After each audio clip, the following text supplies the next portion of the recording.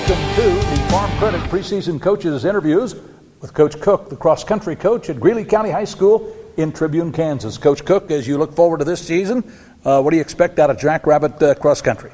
Well, we're expecting big things, kind of like we did last year, and had a lot of success last year and hoping to carry it onward. All right, folks. Greeley County cross-country has been a tradition here at Greeley County High School. If you want to find out more about the cross-country team, all you need to do is go to openspacessports.com. Coach, you've had a lot of success. I mean, state championships after state championships. And, you know, sometimes you wonder, well, are you going to run out of, is the cupboard going to get empty or not? For you, it doesn't ever seem to get empty. Well, this year may be a little different on the boys' side. Between graduation and young gentlemen that moved away from the community, I'm right at this point in time, I only have 3 boys out, and in Class 1A we need 4. But the 3 boys I do have out are running hard and have a chance to be state qualifiers and state placers come the 1st of November. And the girls' side, where are you going to look at there? Well, the girls' side, trying not to jinx myself. I got everybody back from my state championship team last year. And knock on wood, if we can keep everybody healthy, we're hoping to bring home the big trophy again this year. Yeah, and how, in your opinion, how difficult is it to repeat? I mean, I think it's difficult at whatever level, at whatever sport it is, to repeat as a champion. So if constituting that, and even if you did have an injury, but if you didn't have an injury, is it not difficult?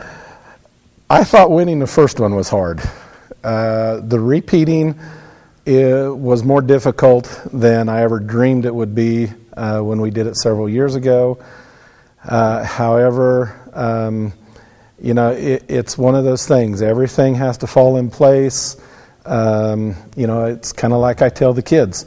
We got to be good and we got to be lucky. If we take care of the good part, hopefully luck will be on our side come November when we run in Wamego, and so far it has. And there's a lot of luck involved with it, especially to get that second one back to back, because everybody's gunning for you. For those people that aren't familiar with cross country and wouldn't know, when you say, well, you know, we got to stay away from injury, what type of injury typically would a cross country runner get, and how would they get it? We see a lot of overuse injuries, shin splints in the lower legs, and there again, that's the kids that have just jumped into, haven't done much over the summer and have gone into running big mileage. My number 1 runner last track season, she fought a hip injury, and a lot of that was overuse and the fact that she had grown 3 inches since cross country last year. And so, you know, those are just some of the things that we got to look for. A lot of it's overuse and not taking care of yourself, and we try to back off and on particular days and make sure we get good stretching in. When you go to courses to run across western Kansas, what course, in your opinion, is the toughest course for your kids to run? Well, I found out last year that the kids really don't like Hoxie's course. A lot of hills, a lot of up and down hills. They complained about it, but as a coach, I love it because we're going to see hills when we get to Wamego and the state competition, and if we can run on hills and train on hills throughout the year, we'll obviously run better when it gets to the state meet. What course do you like the best? I like my course the best. One, it's here at home and I don't have to drive anywhere to go to it. And it's flat. I don't see any hills. Well, it is fairly flat. The kids think it's harder, or tell me it's harder than it really is, because it's more of a rolling hill. You're constantly either going uphill or downhill, whether it's long and gradual or something short and quick. But as far as courses, I like ours, and I also like the Hoxie course.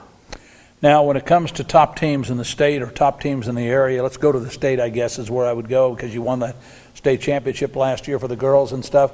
Who are the favorites? Who are the other teams that you might figure, well, they're going to be a top 5 team in the state? Who would you lean on in your classification? In the girls, the Gossel girls were runner-up last year, and I'm not sure she graduated anybody. So I'm looking for them to be possibly tough. The other thing that we've got to prepare for is who's coming down from 2A when we come out with the classifications. Some of that's going to, who's in the top of the state can be affected by who does come down. And somebody will come down. Oh, sure. One of them will come down. One of the other teams, local teams that have concerned me throughout the past, but they haven't had a full team, and that's Wheatland Grinnell. They've got a couple really good runners, and if he can get enough girls out to field a team, they could be pretty competitive. They could be in the top 4 or 5 at state. Well, listen, you've had a great career here at Greeley County High School, and I think I heard you say getting ready for your 27th year, and a rich tradition that you have here. Congratulations and good luck to you, and we'll follow you throughout the year. Thank you, Rich. Coach Cook joining us, the head cross-country coach here in Greeley County High School in Tribune, Kansas, reporting from the high school at Greeley County. For Open Spaces Sports, this is Rich Epp.